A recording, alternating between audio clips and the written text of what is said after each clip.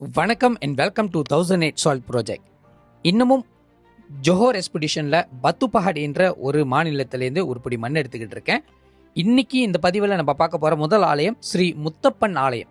பல முத்தப்பன் ஆலயத்தை நம்ம மலேசியாவில் பார்த்துருக்கோம். இது வரைக்கும் நானே ஒரு 3 முத்தப்பன் ஆலயத்திலேருந்து மண் எடுத்திருக்கேன். இந்த ஆலயம் 4வது முத்தப்பன் ஆலயம். தற்பொழுது இந்த இடத்துல அமைச்சு வச்சிருக்காங்க. இன்னும் கொஞ்ச நாள் இந்த ஆலயத்துக்கு தனியாக ஒரு நிலம் கிடச்சி பெரிய ஆலயமாக உருவாக்குறதுக்கு கோவிலுக்காரங்க முயற்சியில் இருக்காங்களாம். இந்த வேலையில் டெம்பிள் மேனேஜ்மெண்ட்டுக்கு நன்றியை தெரிவிச்சுக்கிறேன், நம்மளுக்கு ஒரு பிடி மண்ணை கொடுத்ததுக்கு. பத்துப்பாட்டில் இன்னும் நிறைய ஆலயங்கள் இருக்குது, அதெல்லாம் தொடர்ச்சியாக போயிட்டு இருந்தோம். அப்போது 726வது ஆலயமாக 2 ஆலயம் ஒட்டி அமர்ந்து இருக்கிற ஆலயத்திலேருந்து ஒரு பிடி மண் எடுக்க வந்திருந்தேன். ஒவ்வொரு ஆலயத்துக்கும் ஒரு பிடி மண் எடுத்திருந்தேன். முதல் ஆலயமாக தேவி ஸ்ரீ மகாமாரியம்மன் ஆலயம் செட்டி தோட்டம் பத்துப்பஹாட்ல இருக்கிற இந்த ஒரு ஆலயத்திலேருந்து ஒரு பிடி மண் எடுக்க வந்திருந்தேன். இந்த ஆலயத்தோட சில வடிவத்தை பார்த்தாலே உங்களுக்கு தெரிஞ்சதும் குறைஞ்சது ஒரு 100 வருஷத்துக்கு முன்பு கட்டப்பட்ட இந்த ஆலயம் முன்பு செட்டி தோட்டத்துக்குள்ள இருந்துச்சு. பிறகு தோட்டத்தை எடுத்துட்டாங்க. அதுக்கப்புறம் தான் இந்த ஆலயத்தை இந்த இடத்துல ரீலொகேஷன் கொடுத்திருந்தாங்க. பழமையான சிலைகளை இன்னும் பிரிசர்வ் பண்ணி வணங்கி வர்றது மிக விசேஷமான ஒரு செயல். இந்த ஆலயத்தை ஒட்டி அதே தோட்டத்திலேருந்து 727வது ஆலயமாக தேவி ஸ்ரீ மகாகாளியம்மன் ஆலயம் ஒன்று இருக்கு. இந்த ஆலயம் சிலையை பார்த்தாலே இப்போ உங்களுக்கு தெரிஞ்சிருக்கும். இந்த 1008 சால்ட் ப்ராஜெக்ட்ல பல ஆலயங்களை நீங்க பார்த்துக்கிட்டே இருப்பீங்க. காளியம்மன் கோயில் பார்த்துருப்பீங்க. இது போன்ற ஒரு காளியம்மன் வடிவம் இதுக்கு முன்னாடி நம்ம பார்த்ததே கிடையாது. அவங்களோட சூள வடிவமும் பாருங்களேன். ஏறத்துல ஒவ்வொரு சூளத்திலையும் 3 சூளத்தை உருவாக்கி வச்சு ஒரு பெரிய சூளத்துல உருவாக்குன மாதிரி இது மிக பழமையான ஒரு விஷயத்த இன்னமும் ப்ரிசர்வ் பண்ணிக்கிட்டு இருக்காங்க. இந்த வேலையில் டெம்பிள் மேனேஜ்மெண்ட்டுக்கு நான் நன்றி தெரிவிச்சுக்கிறேன், நம்ம ஒரு பிடி மண்ணை கொடுத்ததுக்கு.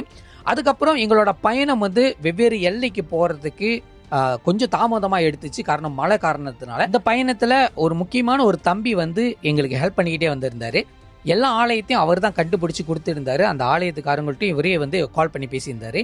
அது போன்ற ஸ்ரீ மகா விஷ்ணு துர்க்கை அம்மன் ஆலயத்திலேருந்து ஒரு பிடி மண் எடுக்க வந்திருந்தேன். நான் வரும்போது கோவிலில் திருக்காப்பு போட்டாங்க. ஆலய நிர்வாகத்துக்காரங்கிட்ட கேட்கும் போது தாராளமாக எடுத்துக்குங்க, ஆனால் ஆலயத்துக்குள்ளே யாருமே இல்லை, மன்னிச்சிருங்க அப்படி சொல்லியிருந்தாங்க. இருந்தாலும் அம்பாளுக்கிட்ட இங்கேருந்து ஒரு தகவல் சொல்லி நம்ம வந்த நோக்கத்தை தெரிவித்து அதுக்கப்புறம் அந்த ஆலயத்தோட மண்ணை எடுத்திருந்தேன். இந்த வேலையில் டெம்பிள் மேனேஜ்மெண்ட்டுக்கு நான் நன்றி தெரிவிச்சுக்கிறேன், நம்மளுக்கு ஒரு பிடி மண்ணை கொடுத்ததுக்கு. அதுவும் அவங்களோட கொம்பானும் ரொம்ப அழகாக ரொம்ப விசேஷமாக இருந்துச்சு. அம்பாலை பார்க்காத ஒரு குறை மட்டும்தான். இந்த வேலையில் டெம்பிள் மேனேஜ்மெண்ட்டுக்கு நான் நன்றி தெரிவிச்சுக்கிறேன். அடுத்தடுத்து எல்லைக்கு போகிறதுக்கு வாய்ப்பு கிடச்சி, அதுவும் குறிப்பாக அடுத்து போகிற எல்லை மிக பழமையான கோவில் இன்னமும் வச்சு வழிபட்டுக்கிட்டு இருக்காங்க. ஆனால் சூளத்தை மட்டும் வச்சு வழிபடுறவங்க அந்த ஆலயத்தை நம்ம பார்க்க போகிறோம். இந்த எல்லை ஒரு மிகப்பெரிய ஒரு சுத்து தான். பத்துப்பஹாட்லே ஏறத்தால ஒரு 12 கோவில் கிட்ட தான் இருக்குது. அது மொத்தம் எல்லா ஆலயத்துலேருந்து ஒரு பிடி மண் எடுத்துட்டேன். அது எனக்கே ஒரு பெரிய பாக்கியன்னு சொல்ல முடியும். இந்த லாங் ரோட்டில் போகிறதுக்கு ஒரு வாய்ப்பு கிடச்சி. இது புதிதாக உருவாக்குன ஒரு பைபாஸ் ரோட்டு. அந்த பைபாஸ் ரோட்லேயே ஒட்டி போனோமா ஒரு கிளாப்பாஸ் வீட்டுக்குள்ளே ஒரு கோவில் இருக்குது.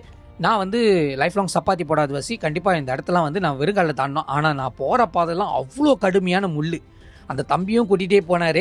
நானும் வந்தே ஆகணும், இந்த எல்லையிலேருந்து ஒரு பிடி மண் எடுத்தாகணும்னு சொல்லிட்டு வெறுங்காலிலே போகும்போது பல முள் குத்துனாங்க. இருந்தாலும் இங்கே இருக்கிற காளியம்மன் ஆலயத்தை பார்க்குறது ரொம்ப ரொம்ப ரொம்ப ரொம்ப கொடுப்பனை தான் எனக்கு. ஓம் ஸ்ரீ மகா உச்ச காளியம்மன் ஆலயம். இந்த ஆலயத்துக்கு இந்த ஆலயத்தில் இருக்கிற ஐயங்கிட்ட ஒரு வாட்டி உத்தரவு சொல்லி அதுக்கப்புறம் அம்பாள்கிட்ட ஒரு உத்தரவு கேட்டு அதுக்கப்புறம் தான் ஒரு பிடி மண் எடுத்திருந்தேன். இந்த ஆலயத்தை இந்த தம்பி தான் வச்சு பராமரிச்சுக்கிட்டு இருக்காராம். அவ்வப்பொழுது சுத்தம் பண்ணி கூட்டி பூஜைகள்லாம் பண்ணிட்டு தான் போவாராம். திருவிழா வந்தாலே இந்த ஆலயம் மிகப்பெரிய அளவில் களை கட்டுமா. அதே நேரத்தில் இங்கே இருக்கிற மக்களுக்கு இந்த ஆலயமும் ஒரு பெரிய காவல் தெய்வமாக தான் இருக்காங்க அப்படி சொல்லப்பட்டிருக்கு. இந்த ஆலயத்தை பக்கத்தில் ஒரு சீன கோயிலும் இருக்குது. அதுவும் அழகாக வச்சு ப்ரிசர்வ் பண்ணி பாதுகாத்துக்கிட்டு இருக்காங்க. இது இன்னமும் எஸ்டேட் நிலத்தில் இருக்கிற வாசி எந்த ஒரு டிஸ்டர்பன்ஸ் இல்லாமல் இந்த ஆலயம் மிக விசேஷமாகவும் சந்தோஷமாக இருக்கிறது என்னால் பார்க்க முடிச்சு. 730வது ஆலயமாக ஸ்ரீ ராஜமுனியாண்டி ஆலயத்திலேருந்து ஒரு பிடி மண் எடுக்க வந்திருந்தேன். இந்த ஆலயத்தில் ரெட்டை கோவில், ஆனால் ஒரே நிலத்துல இருந்து ஒரே உடலுக்குள்ள இருக்கிற வாசி இந்த ஆலயத்தோட அவங்களோட ஸ்தல விருச்ச மரத்துலேருந்து ஒரு பிடி மண் எடுத்திருந்தேன். இந்த இடத்துல காளியம்மன் இருக்குன்னு சொல்றாங்க. சில பேர் இங்க ஒரு குலசாமி இருக்காங்க, அதனால இந்த குலசாமி கிட்ட படையல் போடுறதோ பொங்க வைக்கிறதோ இதெல்லாம் செய்வாங்களாம். அந்த ஆலயத்திலேருந்து ஒரு பிடி மண் கிடைச்சது. இந்த வேலையில் டெம்பிள் மேனேஜ்மெண்ட்டுக்கு நன்றி தெரிவிச்சுக்கிறேன். அடுத்து 731வது ஆலயமாக ஸ்ரீ சங்கிலி கருப்பர் ஆலயம். பத்துப்பஹாட்ல இருக்கிற ஒரே ஒரு சங்கிலி கருப்பர் ஆலயம் சொல்ல முடியும். இந்த ஆலயத்தை ரொம்ப அழகான ஒரு காம்பவுண்ட் உருவாக்கி அழகாக வச்சு கருஞ்சலை இறக்கி அதுக்கு ஏற்ற மாரி ஒரு வழிபாடு செஞ்சுக்கிட்டு இருக்காங்க. இந்த ஆலயத்துக்கு வரும்போது மிகப்பெரிய ஒரு வைப்ரேஷன் வந்துச்சு. இந்த வேலை டெம்பிள் மேனேஜ்மெண்ட்டுக்கு நான் நன்றி தெரிவிச்சுக்கிறேன். கூகுளில் பார்த்துட்டு கால் பண்ணேன், எப்போ வேணாலும் வந்து மண் எடுங்க, கோயில்கிட்ட பூஜாரி கிட்ட சொல்லியிருந்தேன் அப்படி சொல்லியிருந்தாரு. அதுக்கப்புறம் அவருக்கு ஏற்ற மாரி அம்பாலோட திருவடியிலேருந்து ஒரு பொடி எடுத்து கொடுத்துருந்தாங்க. அதுவும் அம்பாலோட அபிஷேகம் பண்ண குங்குமத்தை வந்து கொடுத்துருந்தாங்க. இங்கே இருக்கிற அம்பாலை பாருங்களேன், பா, அவங்களோட ஒரு பொடி குங்குமத்தை எடுக்கிறது வந்து எனக்கு மிகப்பெரிய பாக்கியமாக தான் நான் கருதுகிறேன். இந்த வேலையில் டெம்பிள் மேனேஜ்மெண்ட்டுக்கு நான் நன்றி தெரிவிச்சுக்கிறேன், நம்மளுக்கு ஒரு பொடி மண்ணை கொடுத்ததுக்கு. அடுத்து நம்ம போக போகிறது இறுதியான ஒரு ஆலயம். பத்து பஹாடில் நம்ம பார்க்க வேண்டிய ஒரு முக்கியமான ஒரு ஆலயம் சொல்ல முடியும். இந்த ஆலயத்துக்கு நான் முதல் ஆலயமாக வந்திருந்தேன், ஆனால் கோவிலில் யாருமே இல்லை. அதுக்கப்புறம் அந்த தம்பி கூப்பிட்டு வந்தார்ல, அவர் வந்து கான்டாக்ட் பண்ணி எனக்கு நம்பர் எடுத்து கொடுத்துருந்தாரு. பழமையான ஆலயத்தை மிக அழகாக வழி நடத்திட்டு வராங்க. பத்து பஹாட் நகரத்தார் தண்டாயுதபாணி ஆலயத்திலேருந்து ஒரு பிடி மண் எடுக்க வந்திருந்தேன். நான் வரும்போது திருக்காப்பில் இருந்தாங்க, அதனால கோயிலில் இருக்கிற முருகரை பார்க்கறதுக்கு வாய்ப்பு கிடைக்கல. இருந்தாலும் இந்த கோவில் சுற்றி இருக்கிற இந்த விசேஷங்களை பார்க்கறதுக்கு வாய்ப்பு கிடைச்சு 6 படை முருகரோட இந்த தஞ்சாவூர் பெயிண்டிங்கை வச்சுருக்காங்க. இது கிடைக்கிறதே மிக மிக அரிது. அதுவும் சின்ன வடிவத்தில் வச்சுருக்கிறது வந்து ரொம்ப காம்பேக்டான சைஸில் வச்சுருக்காங்க. அவங்களோட பேட்டர்ன்ஸில் அவங்களோட ஸ்டைலில் கோவில் வந்து ரொம்ப ரொம்ப மினிமலைஸ் இருந்துச்சு.